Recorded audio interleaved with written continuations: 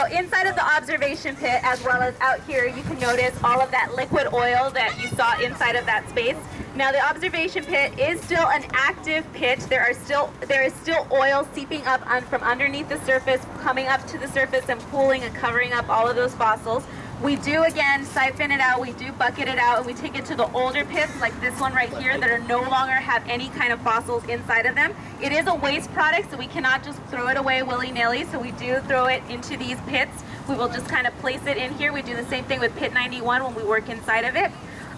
But all of this liquid oil here, I mean, this pit that you're looking at here, it goes down pretty deep. It goes down almost 30 feet that you're looking at here. But again, all of the fossils that used to be in here have now been excavated out and they're inside of the museum. So it's basically just an empty pit with oil that has slowly filled up to the top.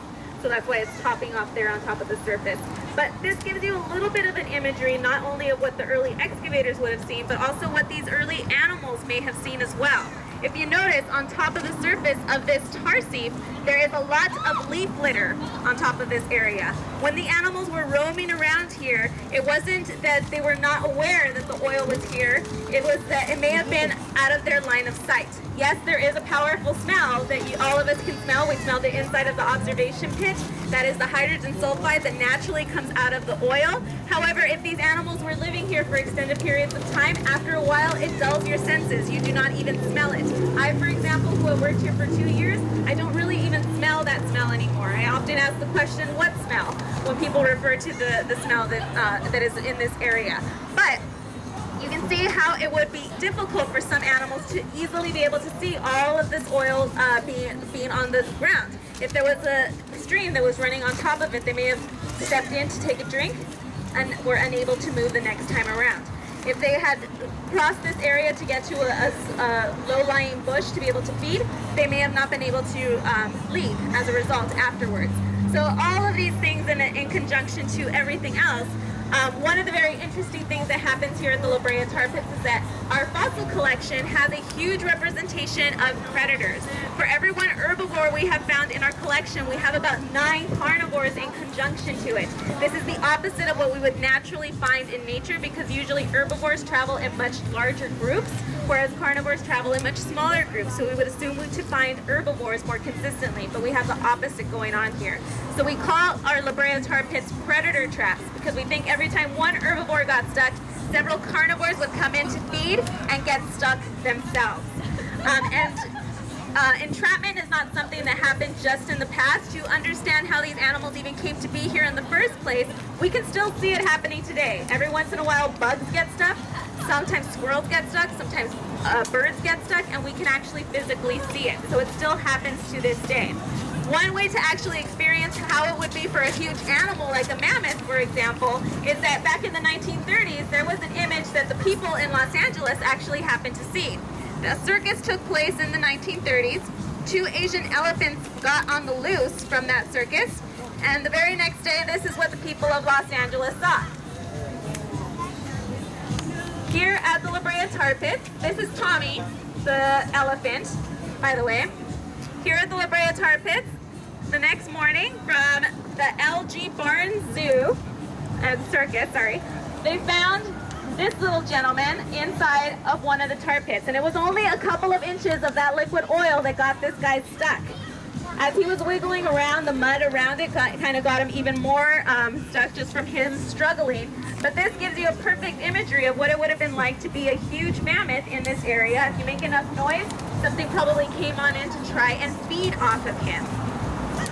Luckily for this elephant, it was able to get released.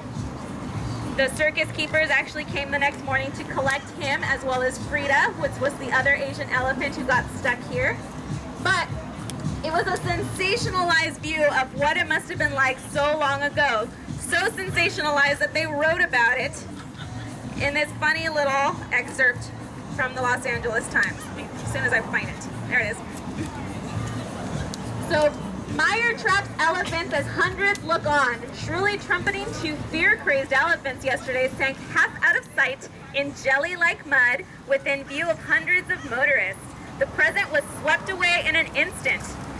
Over the same field, now bordered by Wilshire and Fairfax Boulevards, the mammoths of prehistoric ages trumpeted the same terror as they were swallowed up in the tar pits. Now, these are the excavations that happened so long ago, but excavation is something that still happens today, but it happens a little bit differently. Our current excavation that we're working on right now, not Pit 91, but Project 23, happened completely on accident back in 2006. Our neighbors, which is the Museum of Art right over here, they were building a parking structure on their property. That area right over there where those cars are exiting out of, that is the area where the parking structure is now constructed. But when they were cleaning up the area and taking out all of the first few layers, they happened upon a very specific specimen, which was that huge Columbian mammoth skull that we saw inside of the fossil laboratory. It's in a plaster molding for a very important reason. As the bulldozer was going around cleaning up the area, it scalped the top of the head of this Columbian mammoth. But it wasn't just his skull that they ended up finding in that area. He was an 80% complete mammoth. So he wasn't just another number of a jumble of bones like the ones we saw inside of the observation pit or that you will see in Pit 91. He was 80% of one single individual found in one separated area. And the neat thing about this Columbian mammoth that we have dubbed Zed is that he was actually mineralized and fossilized due to the oil in his area, because where he died there was a tar seep, but there was also a stream bed, and his head happened to have fallen in that stream bed, and both of his tusks mineralized for us, because prior to 2006 we did not have a tusk that belonged to a Columbian mammoth. It's made out of a soft material called dentin. It usually dissolves over time really quickly. It decomposes very quickly, so we don't get a chance to actually have these fossilized. So this is the first time in our fossil record, and this is all thanks to a project that we had no intention of actually participating in, but we had to as soon as they let us know, hey, we found a couple of deposits over here. It was 16 original deposits. Of those 16, they had to cut them into 23 boxes, build 23 crates over them, and that is how the name of Project 23 came to be coined.